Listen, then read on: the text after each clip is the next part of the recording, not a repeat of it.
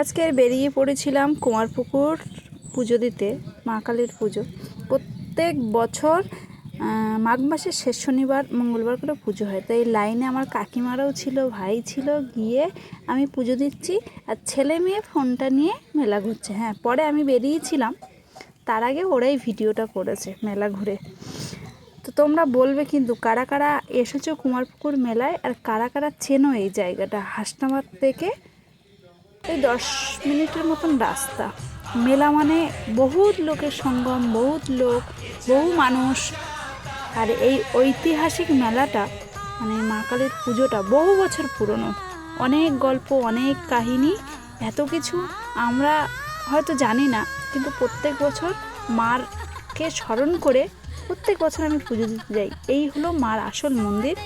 প্রচণ্ড ভিড় হয়েছে, তার মধ্যে খিচুড়ি ভোগ খাওয়ানো হচ্ছে মানুষকে। 3টে মন্দির পাশাপাশি, কিন্তু এইটাই মার পুরনো মন্দির। এই যে 3 ঘন্টা 4 ঘন্টা লাইনে থাকার পর মায়ের দর্শন এখনও পাইনি। আমি সামনে আছি, এইবার ঢুকবো মন্দিরের ভিতরে। আর সব থেকে মেলার মধ্যে ঐতিহাসিক জিনিস হলো নাকরদোলনা। আমার প্রচণ্ড ভয়, আমি বাবা এতে উঠতেও পারি না, চড়তেও পারি না, আমার ভীষণ ভয় লাগে। পরে তোমাদের দাদাভাই গিয়েছিল, তো ছেলে মেয়ে আর তোমাদের দাদাভাই মিলে ওই যে ওগুলো কি বলে বাবা, আমি নাম জানি না, ওটাই উঠেছিল। আমার ভাষায় আমি ওটাকে হগল বগল বলি, ডিস্কো ডান্সার।